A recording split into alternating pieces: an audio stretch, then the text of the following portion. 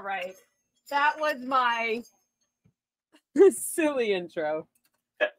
Hello, everybody, and welcome, welcome, welcome. Today, we have Scientology's Crime Timeline panel, which means I shall bring up the one and only Fat Grammy, Audit LA, Scientology Geek, and hopefully maybe another one will join us. If not, it's us for now. And today we get to be talking about this Scientology crimes timeline. I'm finally getting it right in the way that I is it only me? Audit, try to say Scientology's crime timeline panel, but you could just say crime. Say Scientology crime timeline panel. See, it is hard to say. It is hard to say.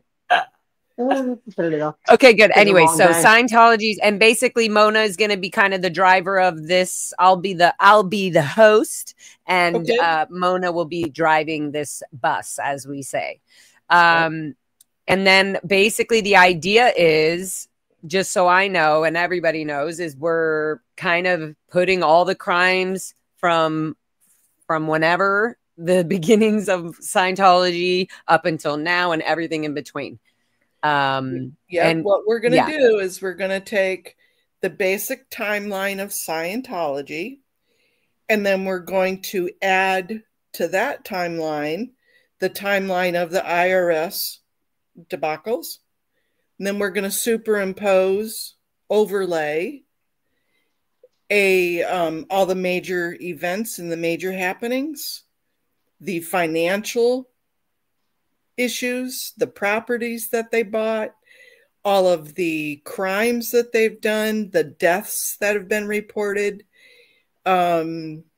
And the ones that haven't, perhaps. And the ones that haven't been, all of the major events, not only in the US, but around the world. So we're going to overlay all of this stuff so that way we can see how everything's correlated, coordinated, and in one picture, because we can put these videos together in one video for our government and our police officers and our litigators, that they can see how everything combines and comes together. And it'll be a beautiful thing. Now, my vision that Audit gave me, here's the vision that I was thinking of. And I was trying to tell you this, Holly, is remember back when we were kids in school and they had the projector and they had those clear projector papers that they put on there, and they'd write something on there, and then if they wanted to add something, they'd write it onto another sheet of paper and put it on there, and it would be superimposed. So do you remember that at all, Lara?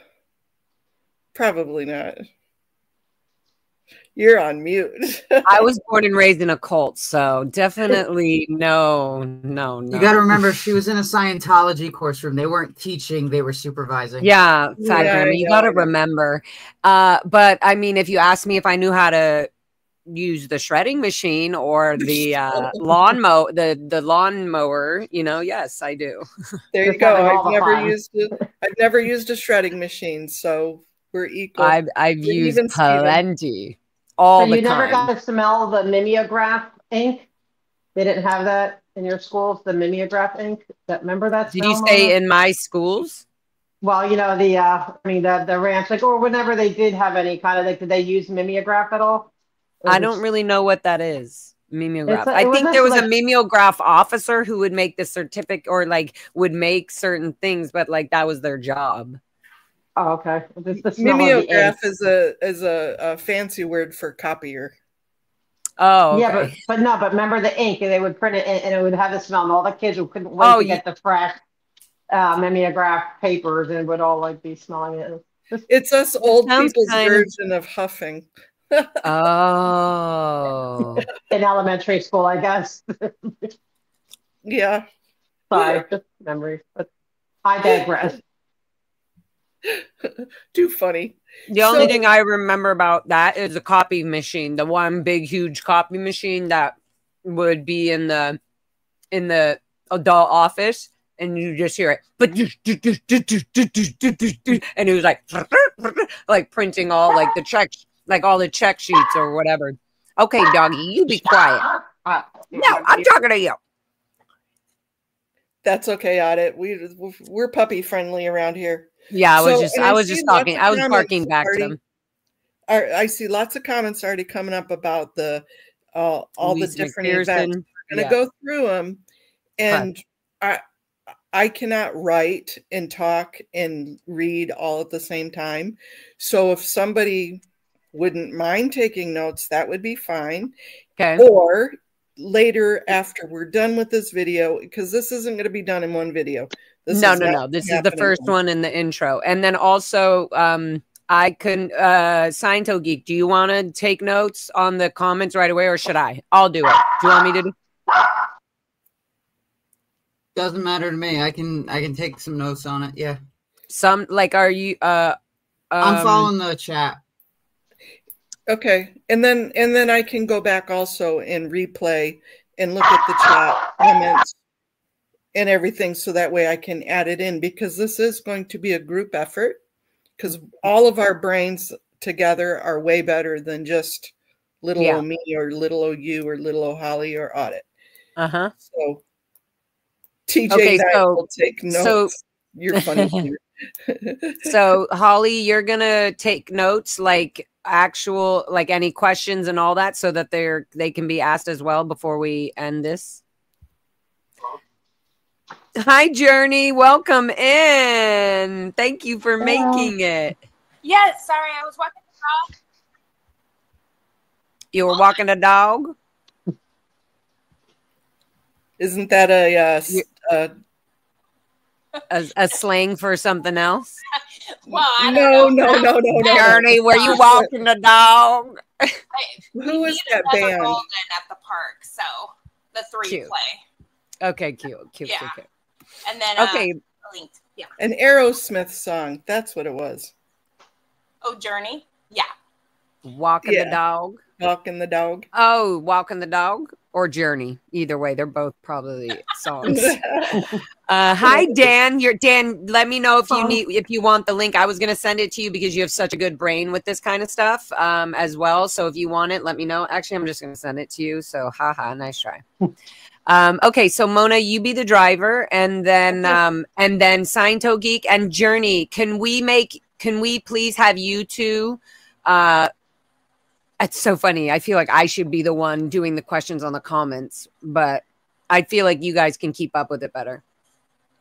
Yeah, way better. And as I said, we can always go back through. Yes, but we also want to interact with chat and get their help and everything. So yeah, this is great. Okay. And I have my pen ready to write any notes, or I'll just kind of keep track of everything. Me too. Okay. So the original Scientology was an original in real life cosplay. This is my opinion, of a science fiction writer. The outward appearance is to protect the religion, quote unquote religion, we'll use that term loosely, which was the doctrine and the tech. But the true inner protection is the power and the money. And if you remember when I had done that octopus and I had put the picture of the doctrine and the tech in there, and what's truly being protected is all the money, the power, the properties. So in order to get all of that out, we just need to do this exercise. Let's look at the circular logic that completely negates any Scientology belief system on the most basic level. And the belief system is founded on doctrine, policy, and practice, supported with auditing, ethics, courses, and tech. All of those things are abusive at their basic level. They are all abusive. And what we're going to do, doing this exercise, the timeline, will show that Scientology is not a religion, but a hyped up MLM power struggle scheme for power, wealth, properties, and they're all bought on the backs of thousands of children and families. So that's kind of my intro of where we want to go with this and what we want to do with this.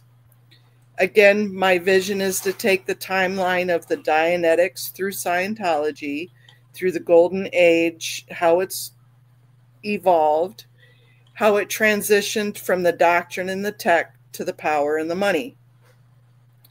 Then using that, add the first layer of the history of the tax exemption fight with the IRS connection, which threatened the power and the money. Those two things I think we can accomplish tonight. It's going to be a lot. It's going to be action-packed and fun. Woohoo, partay. However, there's the rest of them I think we're going to have to do in different sessions, if you will, different streams. And those I kind of want to just go through are the major events, major lawsuits, deaths, the financial changes, real estate acquisitions, family and children, and societal changes. All of those will add a layer onto the foundation. So it'll show how everything is connected and correlated, and that they have not at all been on policy of always attack, never defend, whatever the policy is. I can read you the policy. But they're completely out of policy on that, because all they've done is defend. All they've done is react, and we can prove that. So that's kind of their circular logic, is always attack, never defend, always stand policy. Policy is the golden rule, and it's not. They don't attack. They always defend. So it's going to bring us some aha moments. There's quite a few of them that I went, oh, golly, I've never even looked at it that way when we're done. And it's not just an exercise in entertainment, but it shows precedence and pattern that we can get to the right ears and the right eyes.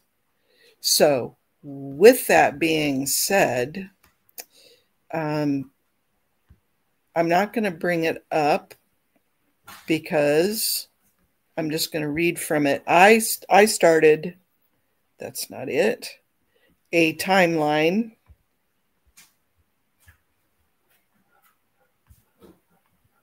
As soon as I find the damn thing.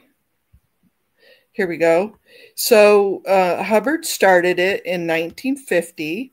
If I am incorrect, say you're wrong. This is the interactive part.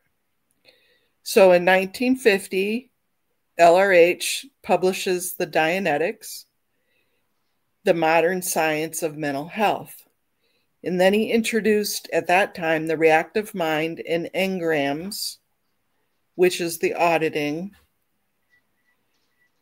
He also started the Hubbard Dianetic Research Foundation, HDRF. That was originally what he did. And it kind of went into financial problems right away, and a lot of leadership disputes. And at that time, that's when the quote came out of, if you want to make money, start a religion. He reframes the whole Dianetics, shifting from the psychology-like therapy to spiritual philosophy. In 52, we're not going to go year by year, but these are some main points to begin with. He introduced the term Scientology, the study of knowing how to know, which you guys are all probably really familiar with all of that hubbub that he used to speak. And the Thetans, he brought that in. He established the Hubbard College in Kansas, and then he later moved it to Arizona. Now, do you call them Thetans or Thetans? I call them Thetans, but are they Thetans? I say Thetans, but I swear L. Ron Hubbard says Thetans.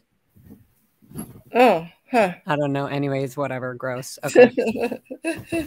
He also published The History of Man. And in 52 is also when the e-meter was introduced and the patent started. It really didn't start getting used in auditing all the time until 59 or 60. But this is when that fight started, because the e-meter was invented by somebody else. He's definitely all about the power struggle and does not like anybody else to have any limelight whatsoever.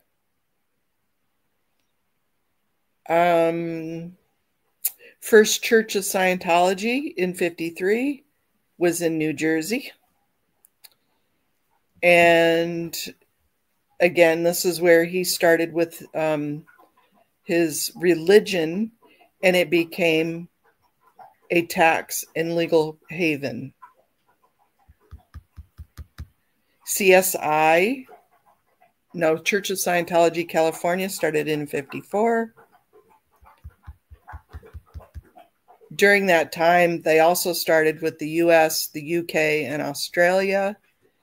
He started issuing thousands of HCO policy letters and bulletins. And then in 58, that's when they came in and they destroyed all of the e-meters. And they told them they weren't able to use them as they were, as medical devices, that they had to turn them into religious relics. So the e-meter was changed just a little bit and a new sticker put on. That's really all they did. What? I have a question about that, because the Int Ranch cadets were putting the quantum e-meter sticker on and building the new e-meters in the 90s. Yes. The e-meters then became, they struggled over the patent, and he revised it just enough that he patented it, rather than, yes, a gentleman named Volney Matheson is the one that originally started it.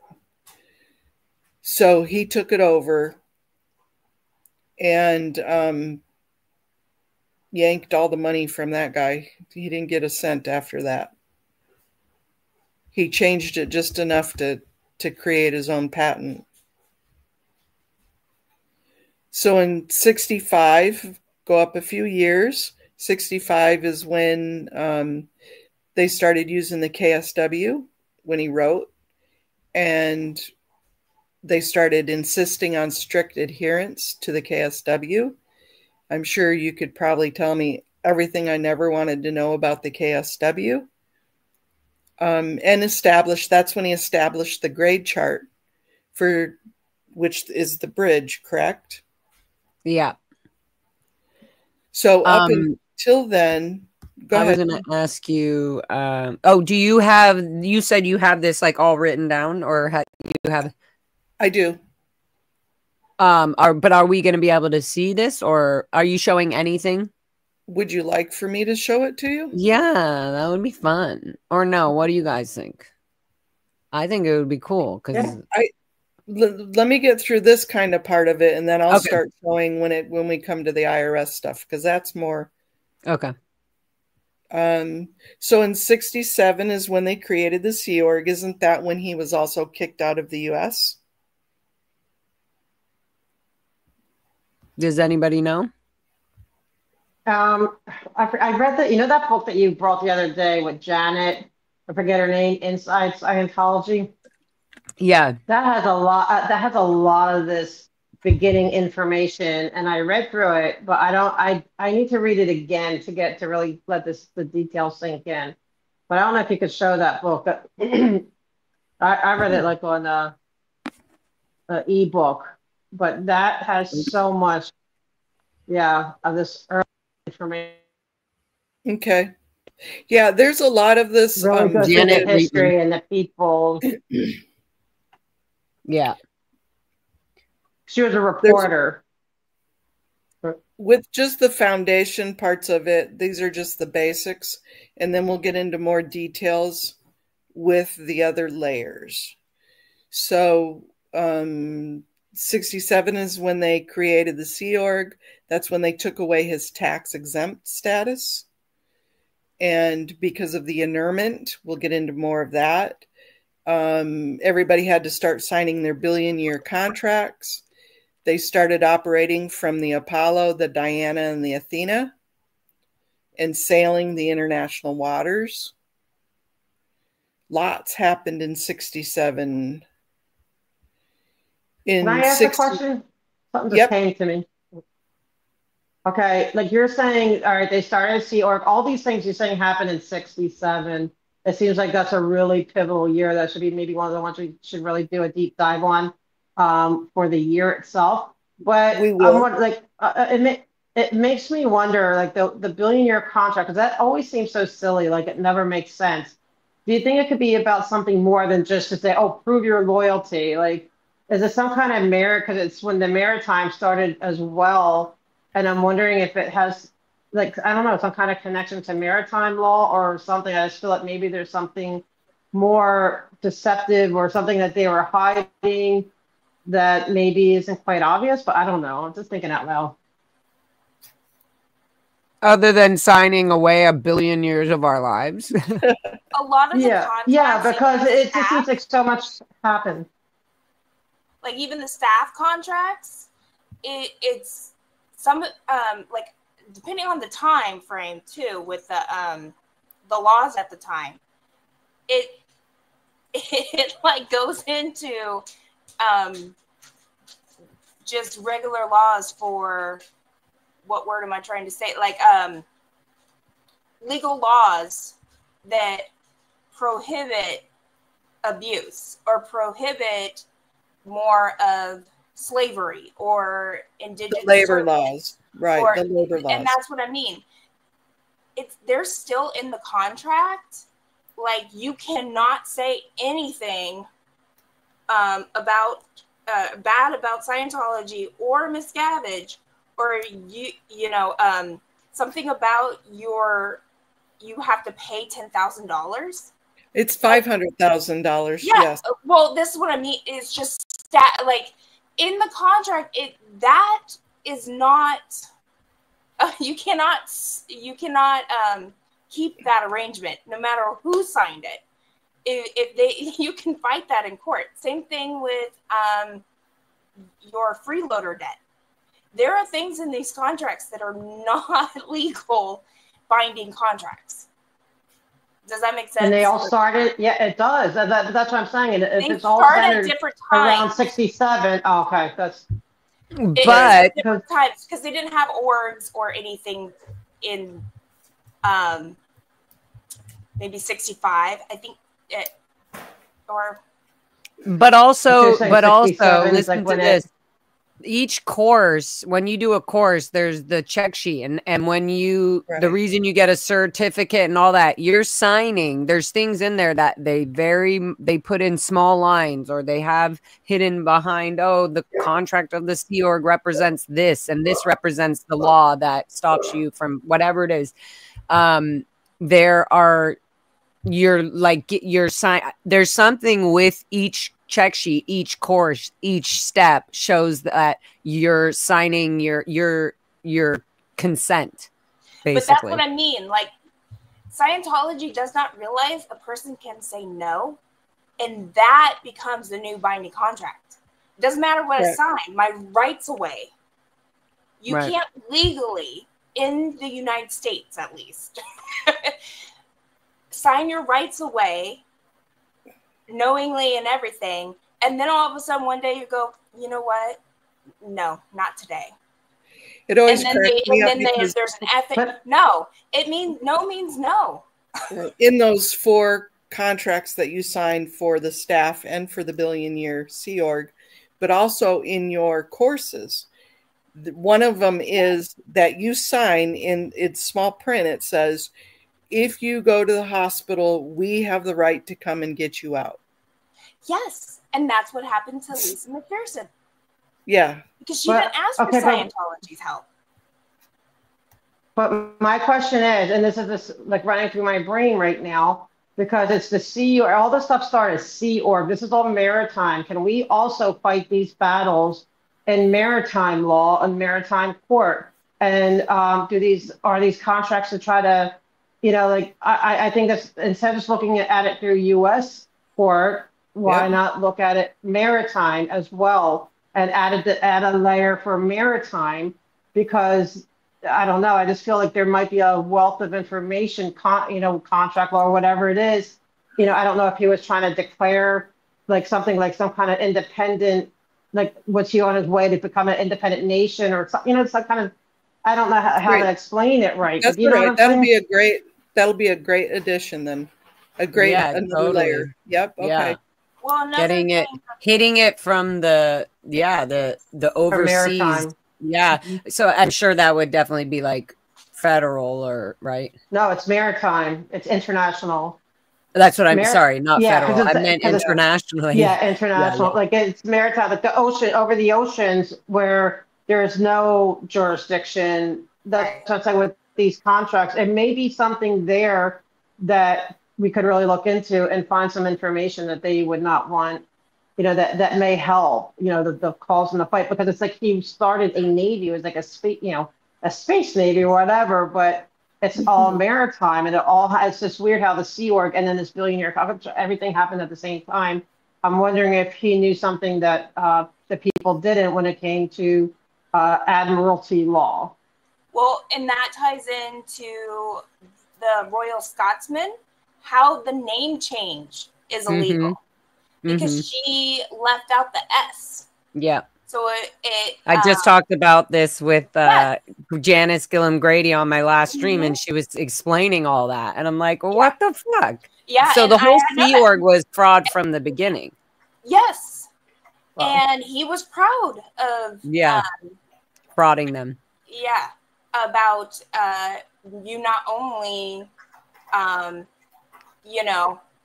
it, but you also changed the name. Perfect, because so that way they can hide more, because he was in hiding, right? Because of taxes. So even like where that specifically was, with the laws, it's it's. Do we know where the ships were registered?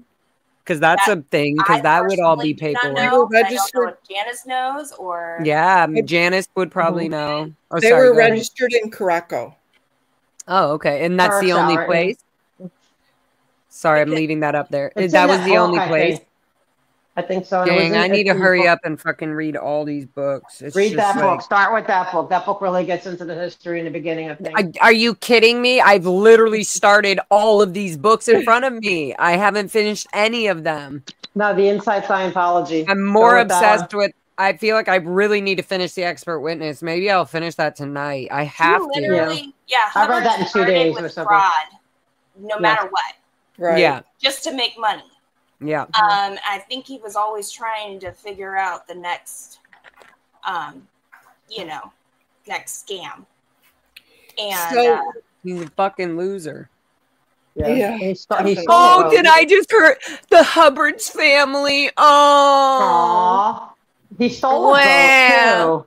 Poor little Fifis. Like, fucking get over yourselves. If I had a fucking molesting uncle or somebody like that, you think I'm gonna fucking stick up for him? Get over yourselves, the Hubbards, and come clean, Hubbards. Yes. Fucking all of you. You're all hiding behind Hubbard's money still, you fucking losers. Anyway, they didn't even get the money. That family didn't even get the money. That's BS. They do get money, and it's a small amount compared to the amount that L. Ron Hubbard is frauding, and then Dave Miscavige is frauding them and everybody. But it's still an amount that keeps them to not say anything. And when you get that, plus you're biologically attached to somebody, you're going to kind of think that the person was a genius and that, they had good intentions. Fucking bullshit. Read all of this disgusting. He spent so much time putting all of this shit in writing. He did. That's what this dude did. He overwrit. Like a fucking loser, power hungry fucking psychopath. But then That's Miscavige where screwed his family over. You'll read that book. They got Yeah, no, I massively know, but screwed over. It's crazy. I don't give a shit. They Crazy. suck. I They should be agree. ashamed to take a fucking dollar from fucking David Miscavige. Yep. Wow, what are you crying about, Hubbard family? Shut the fuck up. Would you be okay with taking money from some fucking extra? I'm not even gonna say it, but no, you wouldn't. So like, it's to me, it's like, shut the fuck. Oh, wow, what are you crying about? Half the people who left the kids Scientology, if they are alive, have zero ground to start on, minus zero. They don't have any education because of this family. exactly. So fucking speak up and fucking say something before I keep fucking swearing. Okay, it makes so me mad I was going to so ask quick. Nora, and Nora's not on, but when did the Guardian's office start? I know it started early 70s, but I believe it was like 70, 71. I thought it was a little bit before the 70s. I thought maybe late 60s. Maybe. That's Like why around that 67, maybe right after the 67 year when all that shit was happening and L. Ron Hubbard was hiding on the ship and all that. It sounds like something like around there. Because so that they were trying to get the Guardian's office basically was being the cover-up crime for L. Ron Hubbard. Like they were like, trying to figure it all out, running everything. And then somewhere in there, obviously I'm in the middle of Jesse's book, but somewhere in there is when Dave Miscavige was like basically taking over without L. Ron Hubbard's knowledge. Okay. And then in 77, the FBI raids uncovered the Operation Snow White. So we know the Snow White had been going on for a couple of years because it wasn't raided until 77. So I'm sure that started in the 72, 73. Guardian's office 1966. Yeah. Thank you. Yeah, I was going to say, because I read something about Mary Sue. Like, when did Mary Sue, we should put in when Mary Sue went to jail and all that.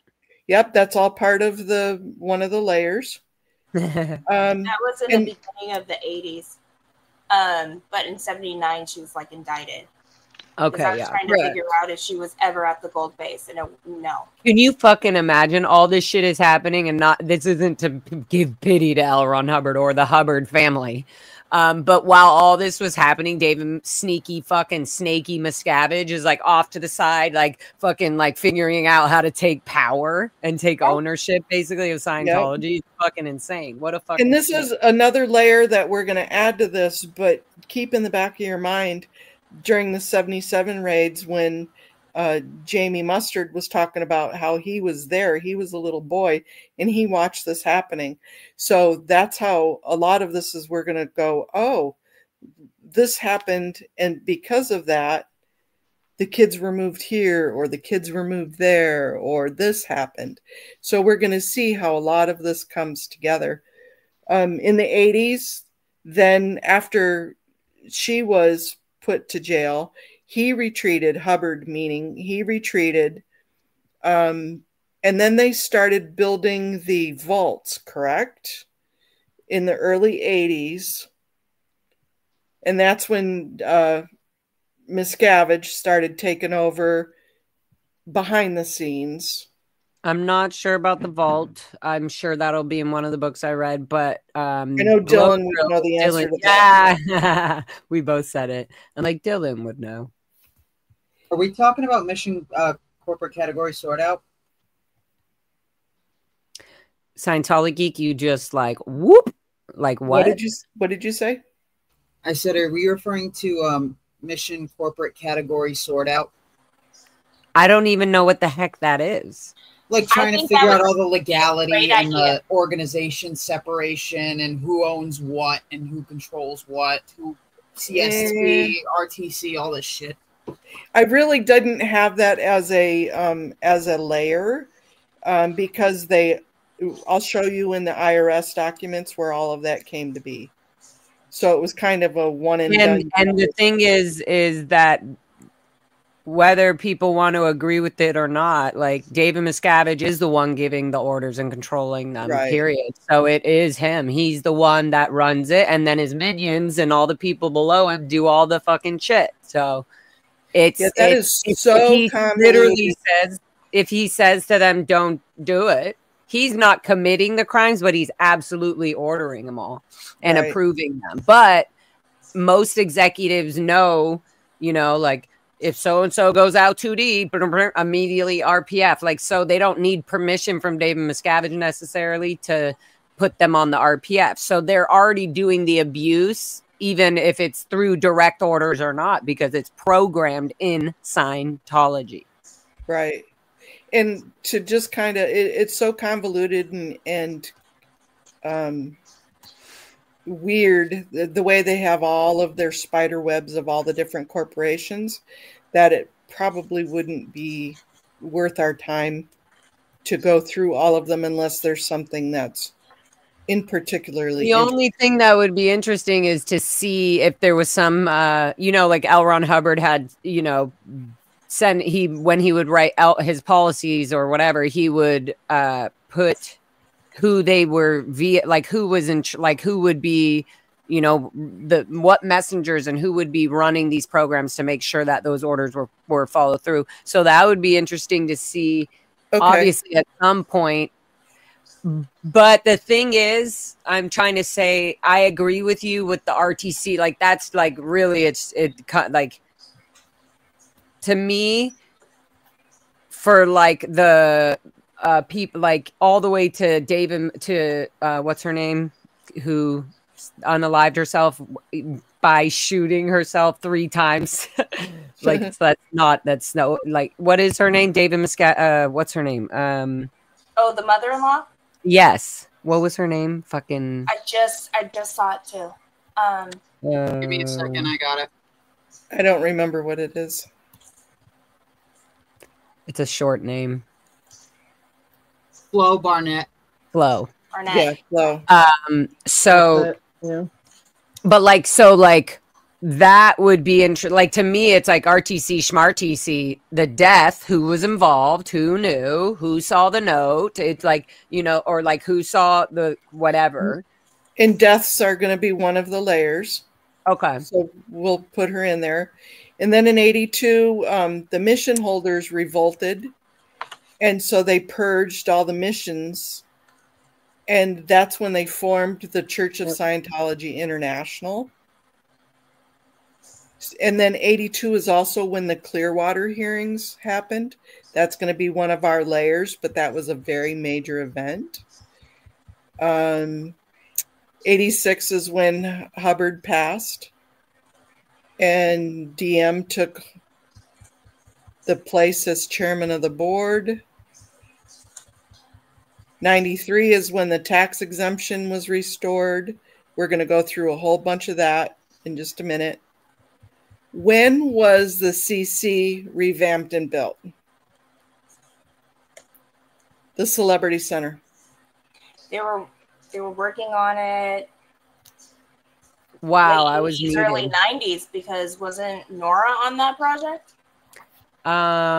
So I was born at the Wilcox, which was the birthing for the Celebrity Center on La Brea, and that was 1986. So they moved to celebrities probably sometime in the 90s, right? I'm assuming. I could look that up really quick. Hey Siri, what year did Scientology buy Celebrity Center? The Celebrity Center was acquired by the organization as the Chateau Élysée in 1973, built to accommodate members in the arts, sports, and government. This is from Wikipedia. Okay, so 1973 they bought it. Get on it. They bought it, so I was like, you tell me exact details now. Yeah. Right. I'm like, Alexa, do this. And also, I know that people say when they're watching my live stream, when I do that, ready? Hey, Siri. When did the Scientology... shit. I messed it up. But anyway, so now everybody listening to the stream out loud. Asks, could you clarify your question? Yeah, every time I says that somebody's music or somebody answers, somebody's the thing is the answering in their living room, like, you know, oh, the Celebrity Center. Okay, moving on. Sorry, that was total That's distracting. okay. Also, So wanted to that's say when they thank Super Pup so much for this. This just made my memory of 9 months in your little memberships. And thank everybody. Thank you, everybody, for your memberships. I also am starring the questions. Okay. Random, like all of them that have any kind of date or something about something. And then, so I don't know if you want to run through those at the end as well. But yeah. We will. We will. Okay, cool. So then that's when they started the major investments into the ideal orgs. I don't think they started opening them yet, but that's when they started strategizing and planning. In 1996 is when the first edition of the Golden Age of Tech was brought in. And then here's one that I hadn't heard about. What's the Golden Age of Knowledge? So there's the technology side, and then there's the admin knowledge side. And that's happening now. Or yeah, that's the new. Yeah, they didn't have the golden age of knowledge. They were when I was in it. They were doing the golden age of tech. That I was thought like the the first golden one. age of knowledge was like the redoing of all the basic books and stuff. Yeah. Yeah, It's they that. like I mean, it's redoing of 2004. everything. They're just changing the fucking. It's like all the same shit. Literally, they're like a certain comma was moved. So Elba, like, they had to redo the books, and it really made a whole lot of difference. It's like, no, he was saying racist shit, and you fucking erased it. Oh, I think I'm getting it confused with the golden age of admin. Oh, maybe I'm getting. That's what they're doing now too. That's what they're doing. So then you're right, probably Scientology Geek. With the knowledge would be the like the book, the basics and things like that, and then admin would be like organization businesses, how they train businesses and sales and teach like that kind of shit. The golden age of dog shit. Okay, moving forward. If anybody's interested in signing up, Hawaii org is trying to get to that admin, all of them, but someone needs to cover.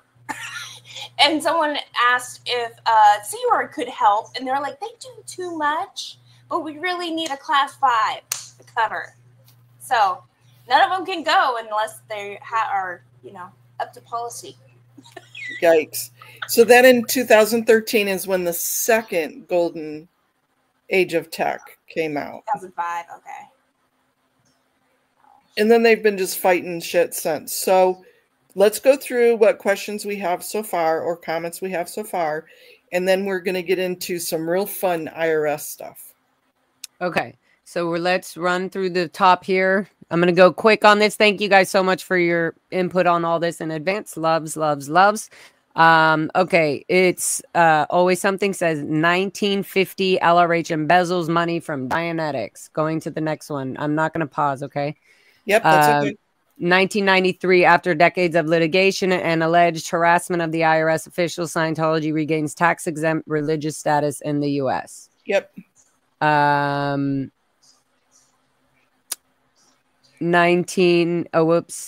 let's read this one. 1952-ish, L. Ron Hubbard's son and mafia thugs stole the e-meter rights from the inventor.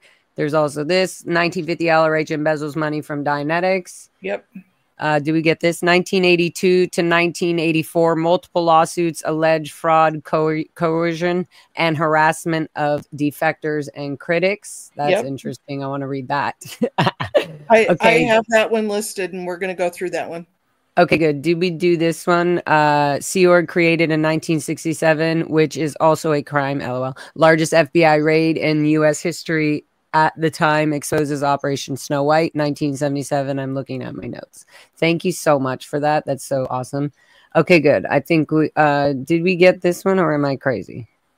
Yeah, that was was this the first U.S. Food and Drug Administration raids Washington, D.C. church over claims about e-meters being used for the medical diagnosis, right? You talked about that in 1963.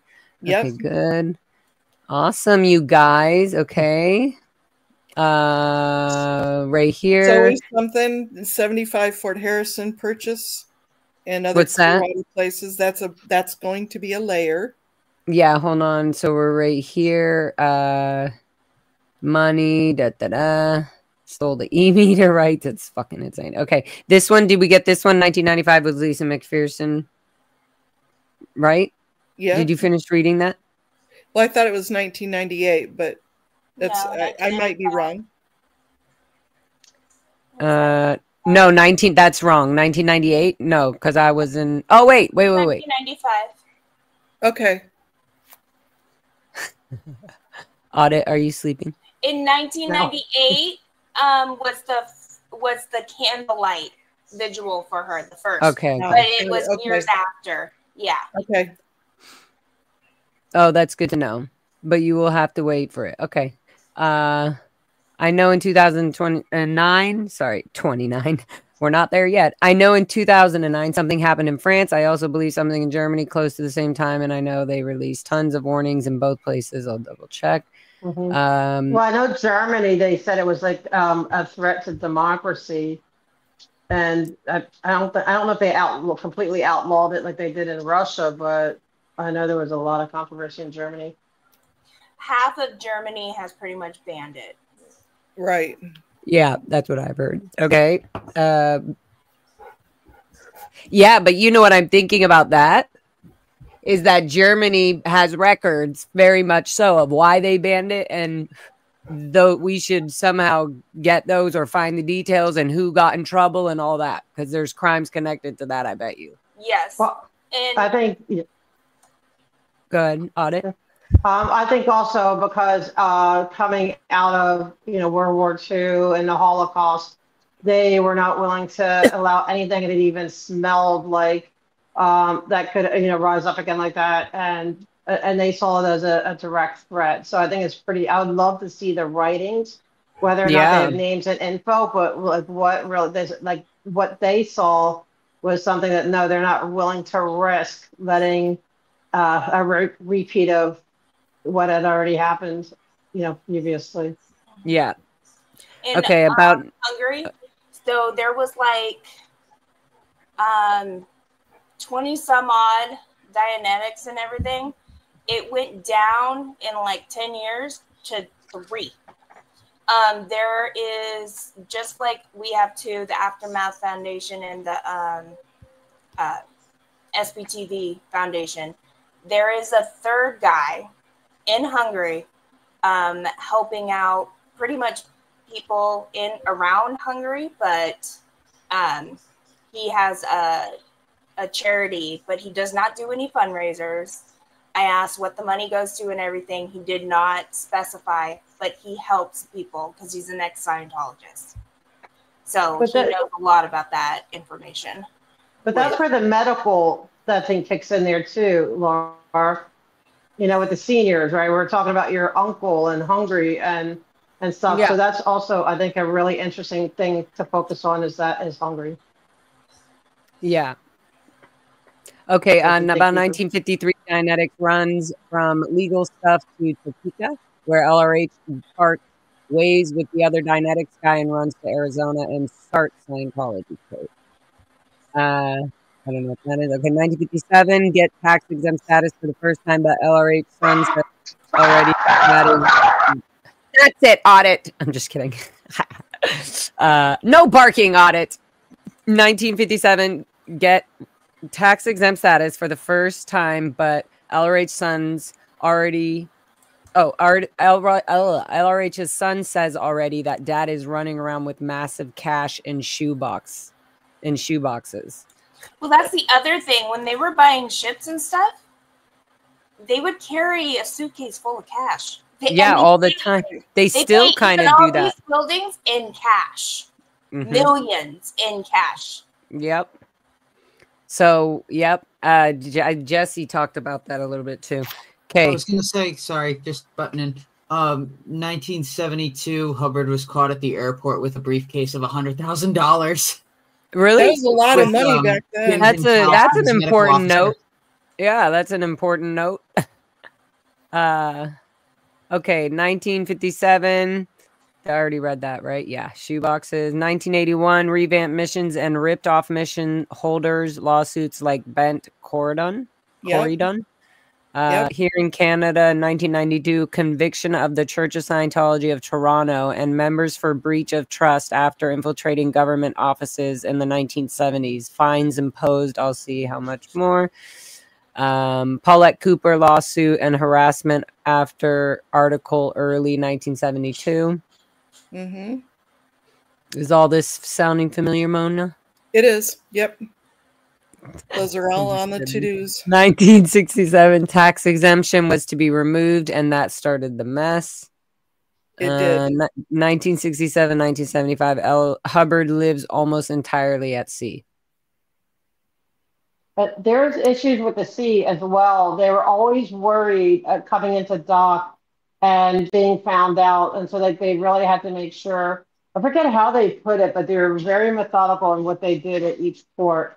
Like they were really trying to make sure that they weren't being, that, you know, the government didn't get in there, or they weren't being, that had nothing to do with taxes. I forget exactly, but they were very, so I think that's when they're saying it's like a religion and everything, and they're really pushing the religious thing and not having the tax.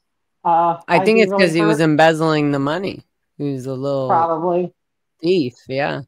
Mm-hmm. In 82, all the organizations changed. RTC started. Miscavige was head of author services until 1986 when Hubbard died. Correct. August 24, 1992, U.S. government records show a land exchange involving the property, confirming CST's ownership and the vault's completion by this time. Thank you. Boom. Thank you, Okay. Queen. Great info. Celebrity Center International was what it became in 1989. Yeah, I didn't think 70s was, that was way too soon. Yeah. No, well, I said 86 is when I was born. Yeah. And then I said, so it must have been a couple years after that. And I was right? 89? Right.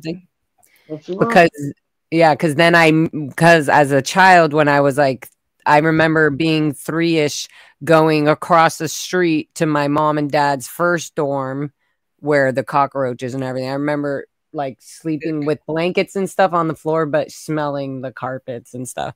But that was the Shanger Lodge, which is across. That's where I dropped her keys in the fucking gutter on the street. Oh my God. I was like, I'm in treason. I'm in treason. And I literally had to do conditions. Anywho. That's amazing. That's amazing. So yeah, the Shanger Lodge, by the way, was definitely, and I think Daniel Mustard was saying that his mom was the manager or something for that. Yeah.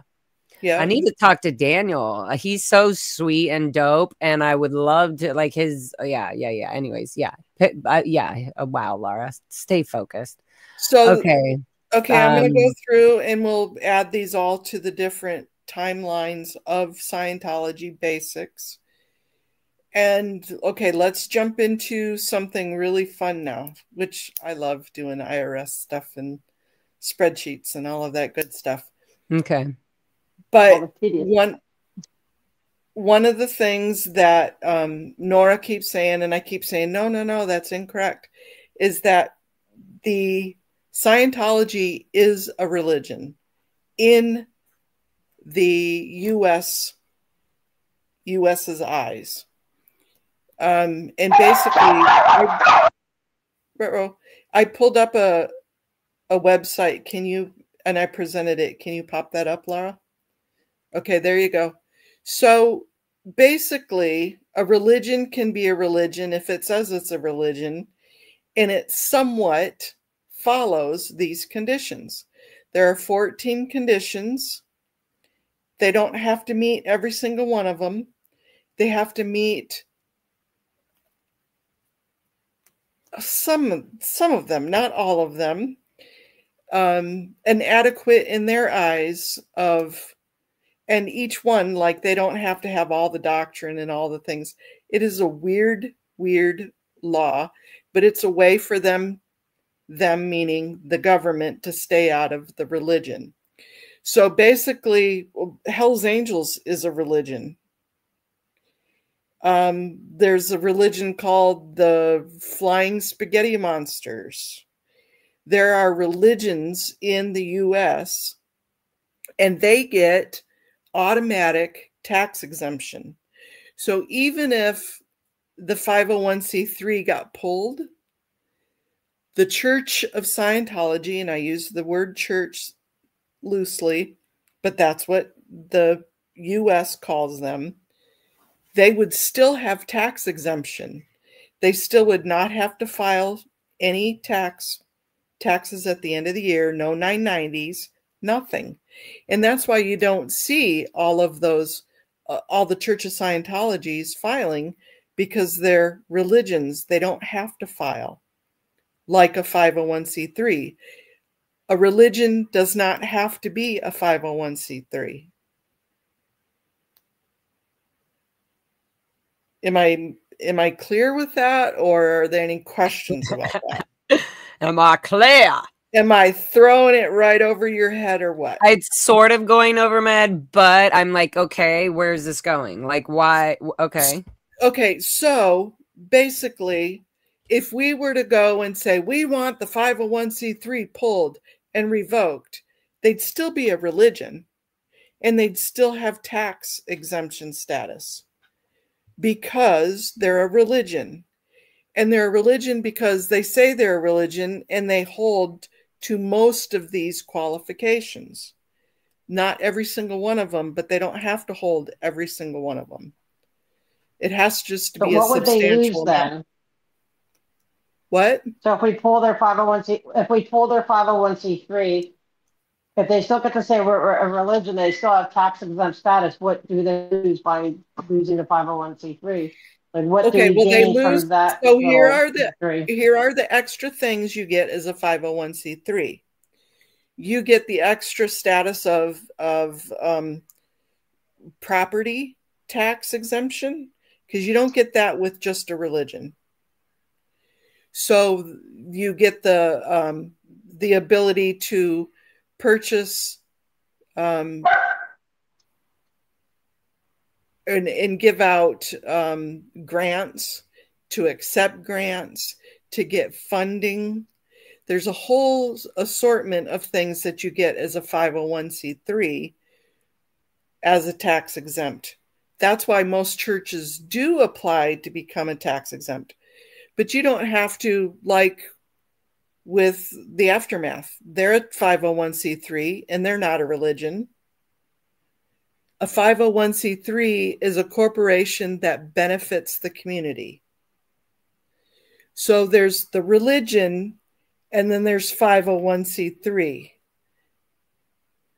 So okay, but if we pull their 501c3, then they would have to start paying taxes on all their assets. And wait, couldn't they then? Couldn't then? Yes. Sorry. Answer. Sorry. What was the question on it? Okay, the question is, if we take away their 501c3 exemption, they don't get the buildings anymore. So that means they would then have to pay taxes into the local governments, I guess, for their buildings. Correct. And then I have a question. Wouldn't it kind of also... Does that not give somebody the like allowance to like go in, like a medical, or somebody should go in and be like, okay, I want to inspect this room right now, or let me see these ethics folders, you know? But they would still be a religion, so there'd still be separation of church and state. So I see the trickiness of it, but at the same time, you get what you can get to be able to get the buildings off the tax, where they have to pay taxes into the communities. Can you imagine how great it would be for the LA budget to get all that tax money for all these buildings? I mean, that would be a massive win. Like, even if they're still called a religion and still have a tax exempt status, to take away their ability to claim building tax exempt status would be a huge win. And it's not just the tax exemption, it's the earned income that they receive. So let's say they buy a building for $1,000 and sell it for $10,000.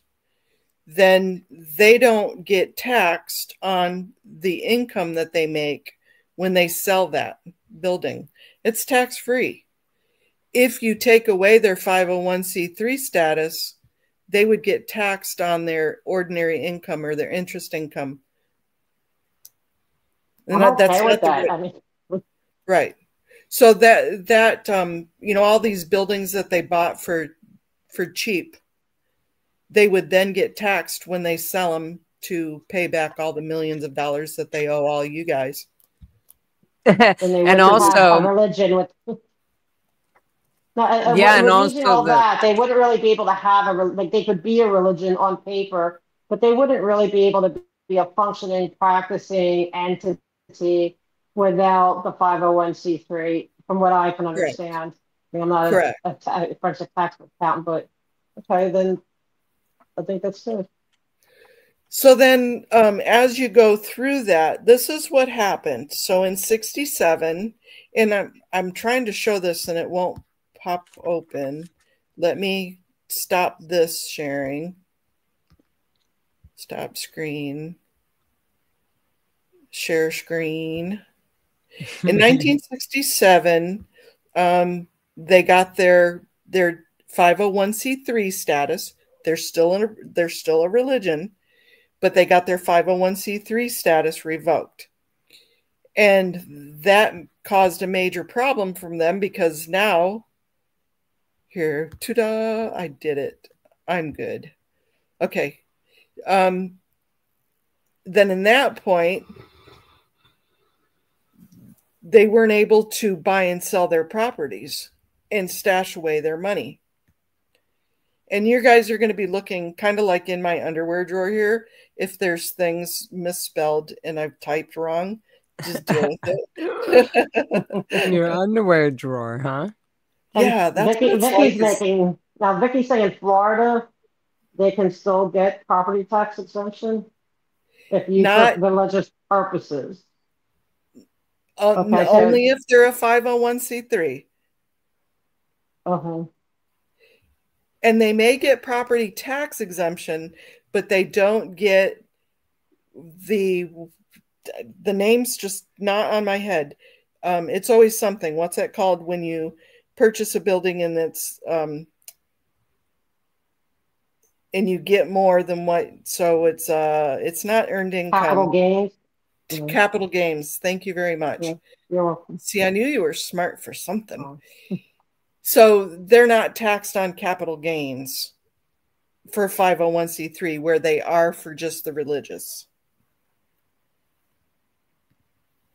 And what about donations and stuff? What would, like, when people donate? We're going to go through that a little bit because there was a court order on that.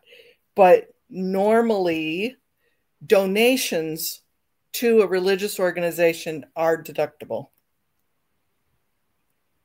Like if you were just to give them money because you're donating to them. Right. Deductible for the giver, right? Not the receiver. I mean, obviously for the receiver, right. But you mean, right, for the giver. Okay. So, and Canada, Scientology likes to brush with a broad stroke when they say they are tax exempt. So there is a Canadian Scientologist that took that said no, it should be tax exempt. Went to court from the state, and then he appealed it, and the Queen of England is on that petition saying denied. Yep. Well, that's what happened in the U.S. too, and we're going to go through that. Yep.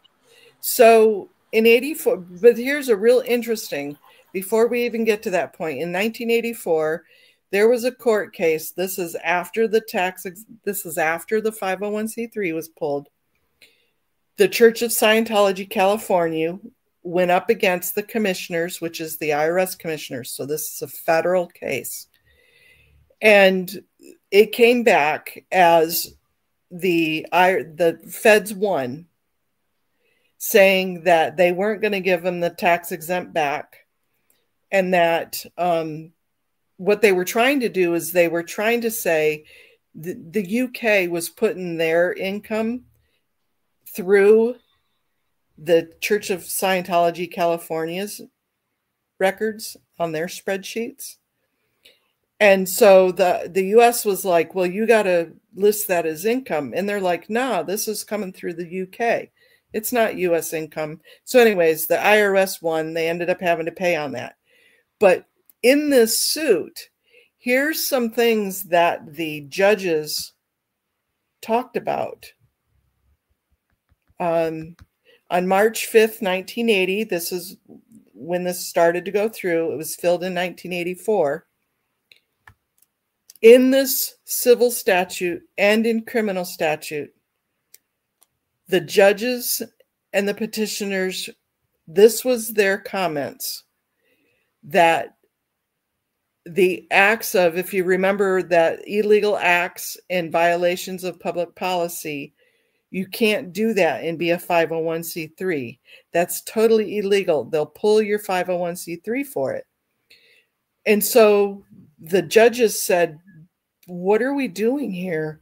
Look at all of these. Here are these listed comments from the judges that they noticed that they, meaning Scientology, had a conspiracy to impede and obstruct the Internal Revenue Service, that there was an abuse of the role of the religious ministers, that's what it should say, the infliction of psychic harm, including the loss of moral judgment through brainwashing, accomplished by auditing and other practices and procedures,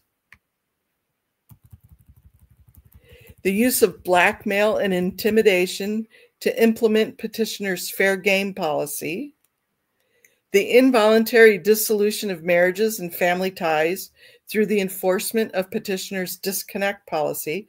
This is all on court records, you guys. The involuntary detention and false imprisonment, the making of false statements to immigration, all the visas, removal of large amounts of currency from the United States without disclosure, the false registration of the petitioner's fleet, and the drastic punishment of all staff and members. The respondents also contended in a letter to the petitioner in connection with the petitioner's motion to render it 5 different things. The church's methods are akin to brainwashing. The church employs tactics which are harmful to society. The petitioner is a cult. Scientology operations are partially a profit-making scheme, and the church policies and practices endanger the moral and physical health of citizens and create trouble in families. You want to smack yourself in the head. What the hell? This is from 1984. Wow. Why did they give them back the IRS 501c3? Mike Rinder should have told us. Sorry. Yeah, I mean, this is all on paper. This is in court documents. So what had happened is that in 1984, there was another case called Graham versus the Commissioners. And they found that the taxpayers' payments to the church were made with the expectation of receiving something, receiving a commensurate return benefit, auditing, training, services. It was a quid pro quo, a tit for tat. You're getting something, you're purchasing something. That's not a donation, that's a purchase. I think we all agree on that, right? That's exchange. Yeah, 100%. Even in the Sea Org, everything, when they say you join the Sea Org, you're getting free auditing and free courses and this and that. You're going to go live in dorms. You're not going to have to pay rent. And then you get there and it's the ranch. Like fucking, and they're like, clean it up. Yep. So the court said, nope, no donations. Or these are not donations. You can't write them off. So then another case, the Hernandez versus Commissioners, he owed the taxes And so he appealed the decision. That happened in 87 and then 89 and then 91. Powell did the same thing. Well, at this time, it went to the Supreme Court over whether or not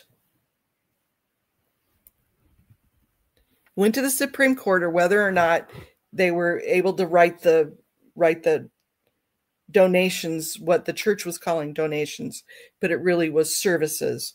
So it ended up going to the Supreme Court. The Supreme Court came back and said, not only no, but hell no. They are not, you cannot deduct these services as donations.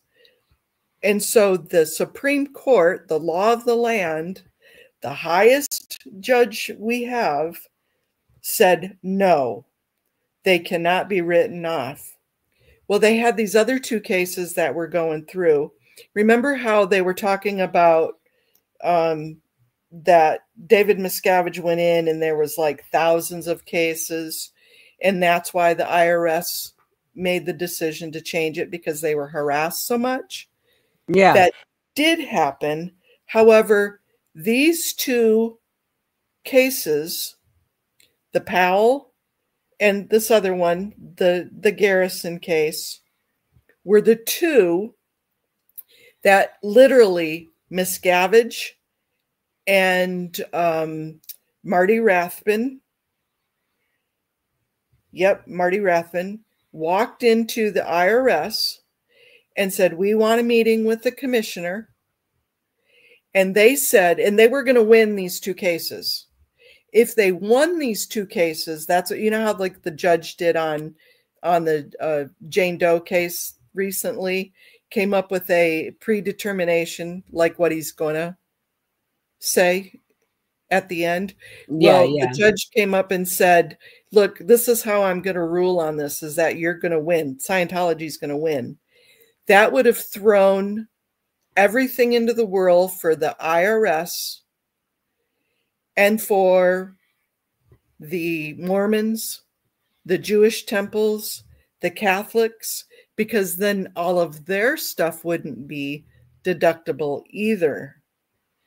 So Miscavige and Rathbun walked into the IRS commissioner's office and said, tell you what, give us our 501c3 back and we'll drop these two cases so you don't have to deal with the Jewish problems, the Mormon problems, and the Catholic problems. And the IRS commissioner laid down and said, okay. These are the two cases that changed the whole 501c3. There were thousands of cases that were filed, but those aren't the ones that made a difference. These two were, because of that Supreme Court decision. Good to know. Yep. So it was Commissioner Goldberg, and he met with them. And Marty Rathbun is, I mean, he's totally part of this. Totally part of this. The Commissioner Goldberg made a committee of 5 IRS agents and 5 Scientology lawyers. Guess who is the lawyer? Monique Yingling, whatever her name is. And guess who else? Moxon. Hendrik Moxon. And don't forget, tomorrow is we call in for the bar. Yep. So yeah. They went through 2 years of negotiations of what they were going to do. And basically it was just, a dog and pony show, because they knew they were going to give them. The 2 people that said that were responsible for giving the 501c3 status back, they're the ones that had to rubber stamp it. They said, no, we're not going to do this. This is completely unethical. They wrote letters saying that they weren't going to do it, but if they were going to be made to do it, we're doing this under duress. This is bullshit, really, is what they said. So then in February of 92, Commissioner Goldberg retires. The new commissioner basically said, I'm not dealing with all this BS. And so they just signed off on everything. They made a 1993 agreement. And the 1993 agreement, I won't go through all the details, but the basics of it. Oh, and so they ignored a Supreme Court decision giving them back their 501c3 status. They completely ignored this. And I've got all the documents that prove all of this. I've got them all covered.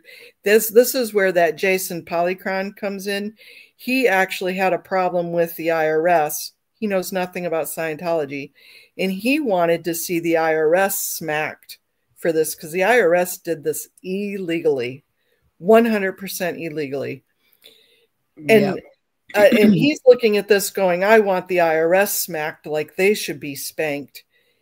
And it just happened to be Scientology, and all of us combined are fighting this. And he's like, oh, hey, this group's, I'm sure they'd love to hear this. So he put out all this documentation and he put it all together, and I've got all of it. He's sent me everything. It's all on his website. Everything's there.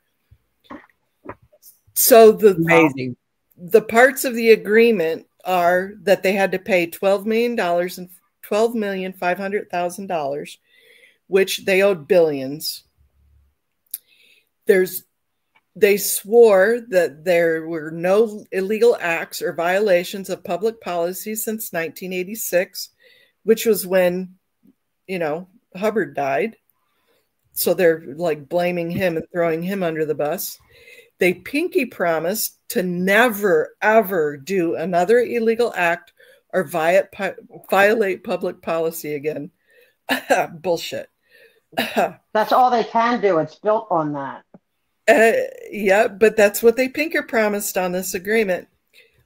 And what they got was the 501c3 status back, all of their businesses, their trusts, and their properties that they had currently were under the 501c3, and any future businesses that they were to bring forth, RTC, CSI, CST, Bridge, anything that they put together is covered under the 501c3 status. Amazing how that works. And nothing will ever be done ever again to jeopardize their tax-exempt status. Again, bullshit. And the whole agreement is in violation of the Supreme Court ruling.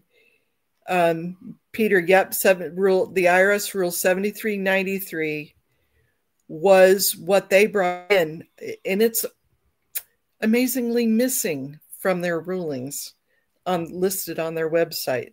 They hid it because they knew that they did wrong. They know that's illegal. Do you have that recorded that they don't have that on the apps? Yep, sure do. Okay. Yep, sure do. So kind of back to where this all started was there's 5 ways for the tax exemption to go bye-bye. The first 4 ways are on the IRS. And because of that agreement, that's probably never going to happen until we really put them to the fire, hold their feet to the fire. And the 5th way is adjudicated by the FBI, which is why all of that FBI reporting, remember when I started that? That's where that came from. So clearly the 1984 findings were ignored, that they're a cult, everything that was listed in that court report. The Hernandez decision from the Supreme Court was unlawfully ignored. The agreement that was signed in 93, the transition period ended December 31st, 1999. That's a date we all need to remember. September what? December 31st, 1999. Oh, December 31st. Okay. Yep. And see, all of this it sounds really boring and everything, but when we start adding in the kids, the ranches, the properties being bought and sold, all of this on top of it and layer on top of it, we're going to be going, oh, that's where that date came from. That's why they did that. It all comes together. Yeah. And if I die tomorrow, I didn't commit suicide. Yeah. Yeah. Same here. Yeah. So thousands of children, elderly, family, and friends have been abused because of the willful disregard of that Supreme Court law. And thousands of children and elderly have been victimized and tortured due to the negligence. So I know. So how do we go about getting this, like, not revoked, or how do we bring it back to the judge or back to a judge to say this one, the IRS Rule 7390 was in direct conflict with Hernandez's decision? Yeah. Yep, the Supreme Court decision. Yep, exactly. So how do we do that? By doing this?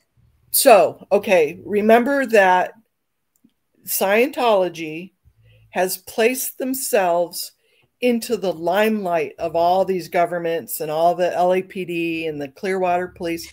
They look sparkly clean.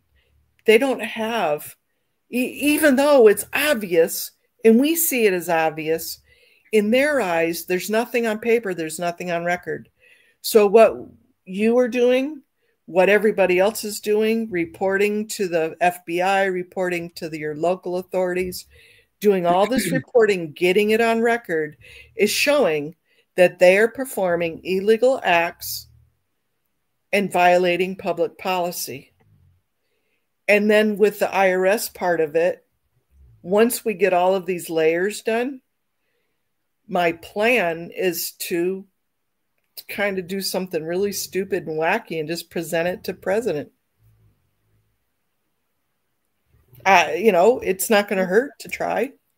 Right. And what about to the Supreme Court too, and saying, hey, the IRS disobeyed your direct decision and stuff, And I'm just little old me, but we can figure it out somehow. Yeah. A writ of certiorari, right? Can't we just do a writ of certiorari or something? I don't know. We'll have to figure it out, because I think to the Supreme Court. Well, whatever it is, they were tossed aside. Like, let's appeal to their egos. Like, hey, look what the IRS did to you guys. They just said that they're bigger and badder than the Supreme Court, type of thing, and see if we can get their involvement. I mean, why not? Yep, and Peter's right. No victim, no crime, and all the civil cases so far have been sealed with NDAs and payoffs. So in the law of the land, Scientology is clean. The only cases, and we're going to talk about cases that have gone through, but the only case that has gone through in the U.S. has been the Willersham claim case. And that was civil. That wasn't a criminal case. I thought it had at first. Is that the one where they stole? No, that was a different one where they stole OT level 3 from Norway. I heard that. Yeah, I don't know. My brain's kind of dead. That's in that Inside Scientology one, and Expert Witness. Those two books are really foundational for piecing a lot of stuff together. I recommend highly both of them. I feel like I'm gonna when we're done with this, I'm literally gonna just turn off the lights, put my little light on, and read the rest as much as I can, and then I'll probably fall asleep, and I'll be back in the Sea Org in my dreams. So believe it or not, a lot of the other layers that we're going to look at, the financial, the events, the worldwide events, the kids, all of that really is based off from this IRS crap. It really is. So as we go through, maybe Sunday, because I know Saturday you are one busy woman, and tomorrow we're all busy. So maybe Sunday, let's look at the next chunk of layers. Yeah, totally. I'm meeting somebody important on Sunday, so I will tell you guys all about that after. I just can't say nothing until it's done. No worries, no worries. But so whenever that is, or whenever I can either do it before that or after that. Well, I just don't know the time yet. Okay. So, I don't want to make them so long that everything kind of gets lost in the process. And we can take in, Ben Corrido was a case that was one also, yes. And I'm trying to remember, I know it's always something. I can't remember what it was about. The 2017, I believe, Tennessee federal kidnapping was for a Wise company. But what was the company called? Good question. So, believe it or not, Wise in that 1993 decision or agreement, Wise was supposed to go bye-bye. It was supposed to be unincorporated. Has it? I feel like they may. It did, and then it got reborn. Oh, okay. Because I was going to say, then they have SMY, Able, all of these. There's so many. There's literally like Wise, whatever. Like they'll just open up a new one. So he opened a treatment facility called. Oh, I got his mugshots. Okay. Who is it? Just kidding. Oh boy. So. Oh my God, that would be. I just thought of the worst thing. Me too. Don't say it out loud, Laura Megan Anderson. For a New Tomorrow LLC. Wait, what's that? Sorry, I was talking over you. Life Center for a New Tomorrow LLC. It's been shut down immediately. Life Center? Mm-hmm. Huh, Thank you. Interesting. Where is it? The Cordion was the mission holders. Yes, they did. They won that suit. But he's an OT8, and Scientology has denied any knowledge, even though it's per policy that if you're mentally, have any diagnosis or anything, they lock you up. The Scientology treatment, that's your treatment. You're put in a room, bare minimum. Put on a PAB 6 program. Yes. The only person talking to you is the case supervisor. I was going to say, Sciento Geek can tell you all about it. Yeah. They've done major research. They just denied and separated themselves because it was the Life Center claims to offer an alternative to psychiatric treatment. Which happens every day, all the time. Yeah, and this is why this was so important. Thankfully, the mom who found this place said they could help this guy, her son, and he went and he was only supposed to be gone for 6 months or something, but hadn't heard from him for 10 months. So she did a welfare check. On that property, they found a mentally handicapped woman who also had been imprisoned in a padlocked room for up to 14 hours a day with no living standards. Wow. Yeah. He got probation. Wow. But here Scientology is we have no idea. There's no policy for that. That's flat out lie. And we could totally prove that with LRH policies, bulletins, everything. Yeah, exactly. So the next, go ahead. You could go ahead. I'm sorry. I was just going to say our next would be the major events for U.S. and abroad, major lawsuits and deaths. That's a good chunk. It'll take about an hour and a half, 2 hours, just like this one did. Cool. And so right now, oh, sorry, go ahead, Audit. I want to add up something to ponder with the deaths part. Recently Scientology, I guess they're mourning the loss of two of their big shot lawyers.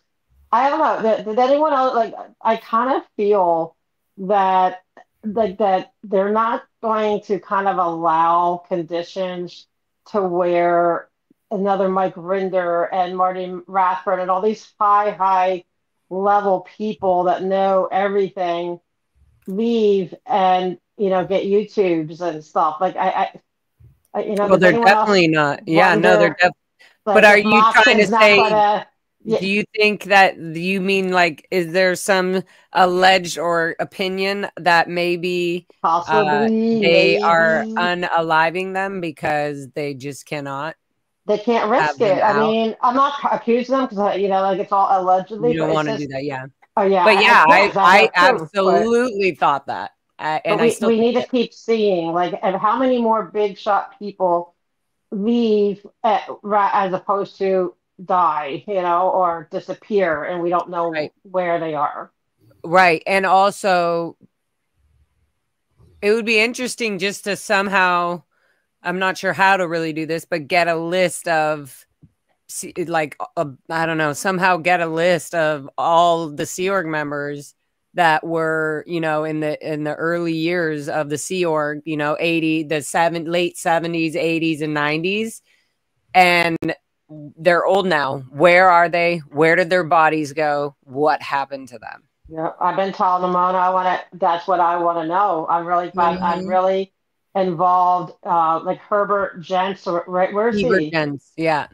Like, where is he? Right? He's like 100 something now, and they still, I think, have him listed as, like he's working and stuff. So where's he? Where's so it's a lot of that, and I just have this feeling like we're not going to see a lot of escape, not escapes, but where they leave and then can, become, create an aftermath foundation or, get YouTubes or any of this stuff. I just think we're going to see a lot of different, it's going to look very different going forward. And that's just my opinion. And I'm putting it out there Yeah, I for agree. us to monitor. I mean, and yeah, I just also all the different angles of going to the public works meetings, the city meetings, the police meetings. There's just so many ways, and it's fun to realize, like, even what Mona's doing. This is so important because it's just there's so much key important timestamps that need to be, known out on the record, public. And like, for example, I didn't know about that judge ordering that, and that got in the Sea Org, we would say cross ordered. It was cross ordered, but yeah, they cross ordered the judge. And that's like, to me, I just don't understand, Mona. Like, I'm sure they have intelligent people like yourself in the FBI and stuff. I just don't understand why they haven't changed it. Because if they go and do anything, then think of the backlash and the issues that they're going to have from the Catholic Church and from the Mormon, the LDS, because they all have quid pro quo, yeah, whatever you want to call it. Wow. They have tit for tat. They have services like the Jewish temples. And they're not motivated. In other words, they need the motivation to do so. It has to be a bigger deal, a bigger scandal not to do it than to do it. Yep, it would cause a huge uproar to take away theirs. So if they say Scientology can't have it, then the others can't have it either, because it's got to be same. But if Scientology was found saying doing crimes against humanity, see, then they would be motivated. They would be allowed. They take out their own trash. Right. And then they can do it. So it's just finding their motivation through facts and evidence and testimony, which is where you all come in with reporting things. Did you read this? Hubbard could have been extradited to France for his 1978 conviction for fraud. He fled France, but was still fined and sentenced to 4 years in prison. Yes, he was. He was a slippery one. Medicine.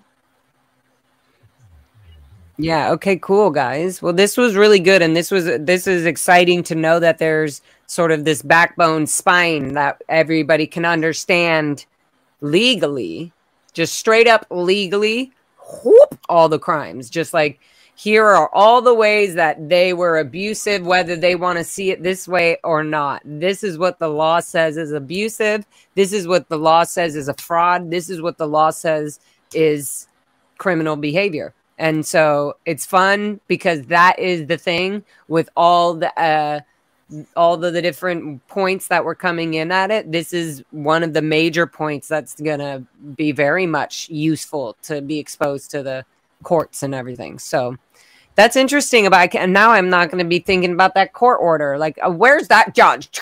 Please read my comments. What's that? I didn't see Ophel's comments. And Stephen, we've still got more to report on. We've still got more layers to do. I don't think Tori would be the right person to do the IRS stuff because she wasn't financially involved, but she may be on the panel for talking about the deaths, the Lisa McPherson, or the Whitney Mills, all of that. Yeah, she's definitely a resource for that. Here I have the Phil's comments. Importantly, isn't there a policy that says they can't be out exchanged? This policy is in opposition to a charity which is set up to provide services without an exchange. Mona, are the U.S. funneling money from the UK and getting in trouble for it, and now funnel UK money through an Australian charity, COSRECI. Great, that's great to know. Thank you. And this is a good point too. Aussie, oi, oi, oi. Scientology should be charged for breaking the stolen valor laws. Hubbard did not receive a Purple Heart. Scientology stopped advertising he did. That's right. That's a good point too. Yeah, let's put these motherfuckers in jail or wherever the judge and the justice system that we have today will be putting them. But yeah, wow, this is a lot. And now it's also inspired me to freaking literally read Jesse Prince's book. So yeah. Yes. And then do the other one. It's really good. First, my brain needs to get excited about this. I cannot be excited about 7 books, or I'm walking around with 7 books in my head. What is a good one in the early 2000s? A woman by the name of Nanette Asimov, something. She is a higher education reporter in California who has reported on the Narconon affiliated and Scientology infiltrating schools. And had in like 2004, 2003 listed every single school district and then school that they had done Red Ribbon Week for, I even have cutting the ribbon shot of they're doing the tone scale in a public school. So it's good that also I have the policy. Yeah, I also have the policy letters. I need to get them somehow over to you guys. But that say, like, the schools are doing it wrong. So we're going to infiltrate, literally saying they're going to go in to have the students go in, and those students are going to infiltrate the school system. Right. And they immediately stopped it from Narconon really working in California. But they're under a different name right now. I mean, there was even a 2010, or it was really 2009 death, but they didn't report it, Narconon in California. And they got investigated and everything and fined so much.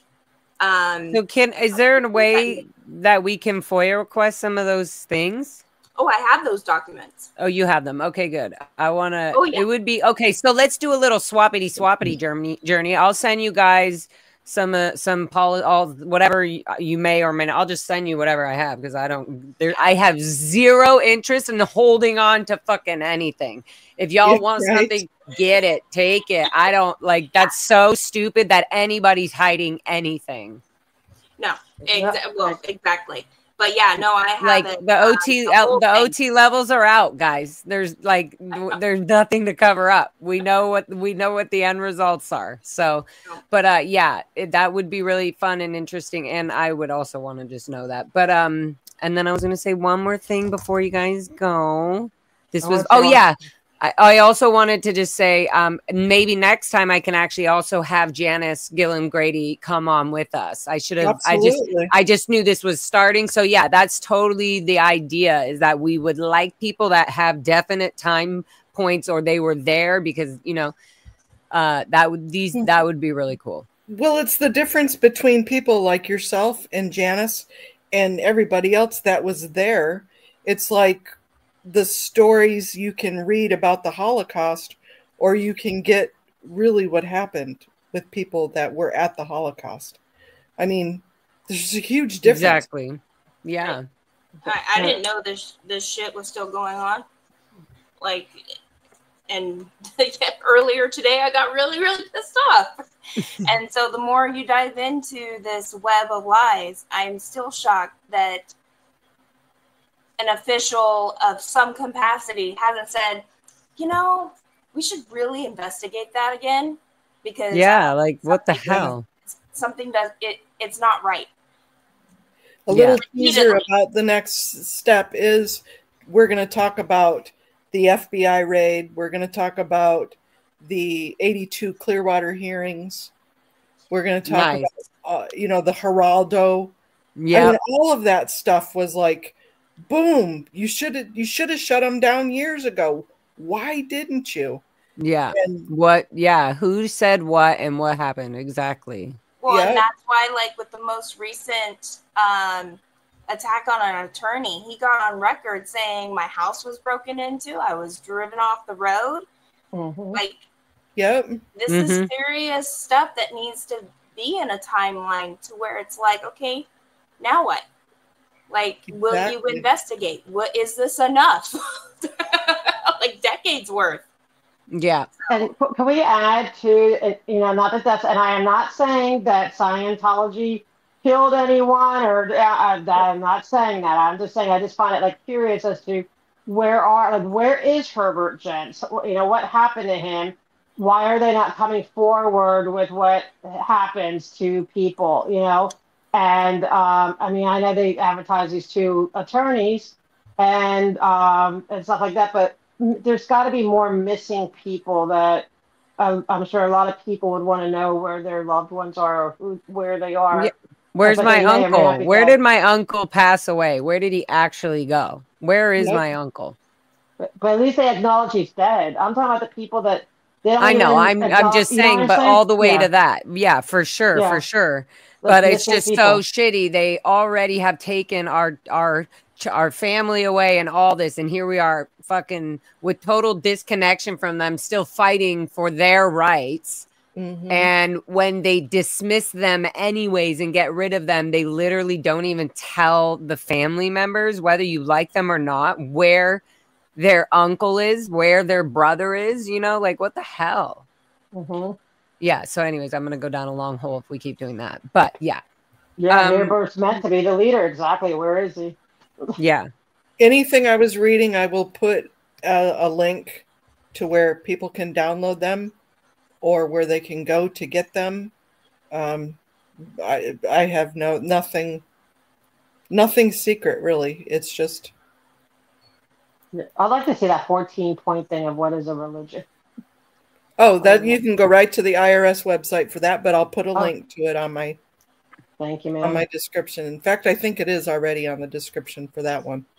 They said he's living in a retirement facility. I want a proof of life, because he would be in his 100-something at this point.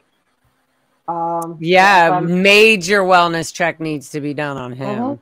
Somebody could definitely demand that. Yeah. Legally. I don't know. We'll see. We're working on everything. So speaking of legally, before I end this stream, tomorrow morning, right, Audit? Yes. Okay. Tomorrow morning is the bar report meeting for reporting Kendrick Moxon. You can call in. I did a whole live stream about it. reporting Kendrick Moxon. So it's at 10 o'clock.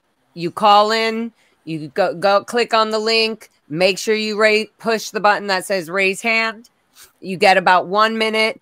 Make sure you just quote some of the laws that Kendrick Moxon is currently breaking.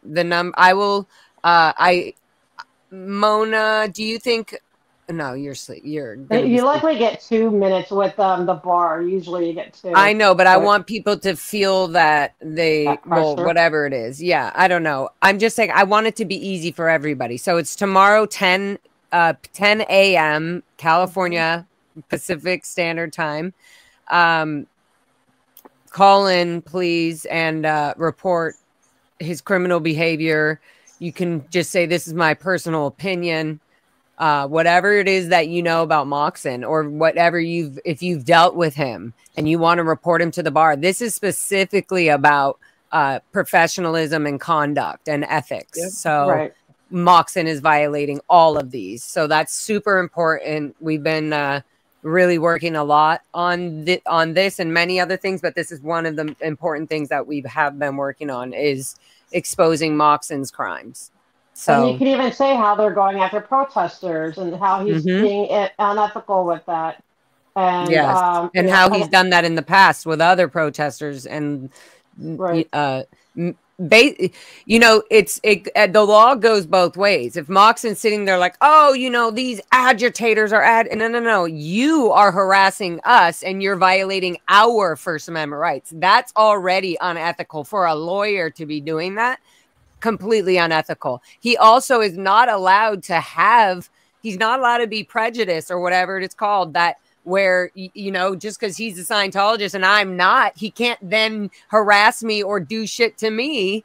That is illegal. If I'm protesting, I don't go to Moxon's house and knock on his door and you know what I mean? I'm at the place where I have the issue, the illegal crime and abuses. I'm here. So Moxon, you go be a Scientologist on your own time. That has nothing to do with me protesting. Like, there's no reason Moxon should even be bringing protesters into court. Exactly.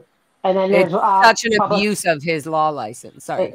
I'm sorry. And then there's public where if I'm going to have 2 phones, and once I speak on one, then I'm going to prioritize the bar, of course, and then, jump in on public works if there's time.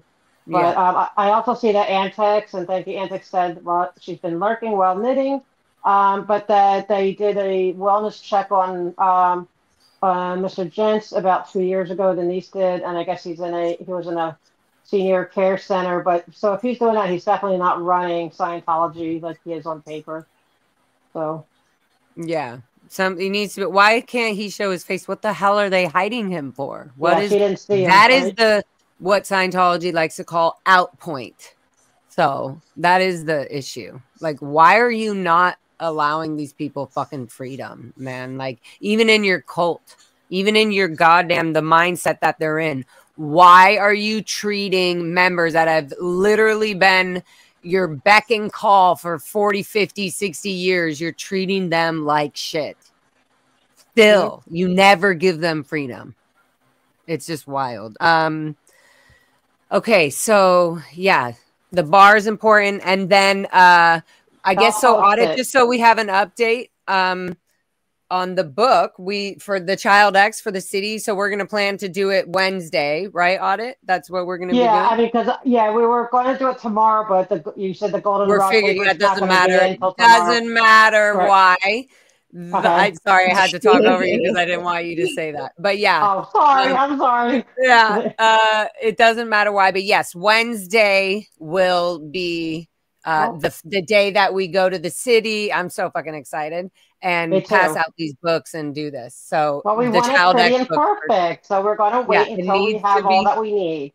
We're going with the flow. Right. All right. So it is. Yep. Cool. All right. Loves everybody. Thank you all for being here. Journey, Scientology Geek, Audit, Mona. Thank you, Journey. Thanks, Scientology. Megan, thank you, guys. And thank you, Audit. And thank you, Laura. Thank you. Great work, guys. And we'll be back at this again. The next one, we'll just do part 2. Scientology's Crime Timeline Panel Part 2. Hopefully I can get Janice and some other people on that have deeper, more information and can just sit on and chill and do that, whatever with us, right? Yeah, maybe we can do a Mark Bunker or something, you know? Totally. We'll keep adding people to the panel on the crimes timeline. Ooh, I said it right. Crimes timeline. Thank you. Okay. Love to you all. See you soon. See you and hear you tomorrow morning at the bar meeting. I'll post it on Kendrick. I'll post that in Jeddah for the Zoom link, and I'm sure Amy will too. Yep. And I hopefully will do it too because I'm getting better at this YouTube stuff. Okay. Okay. Love to you all. Thank you. Bye, Journey. Bye, everybody. Bye. Bye.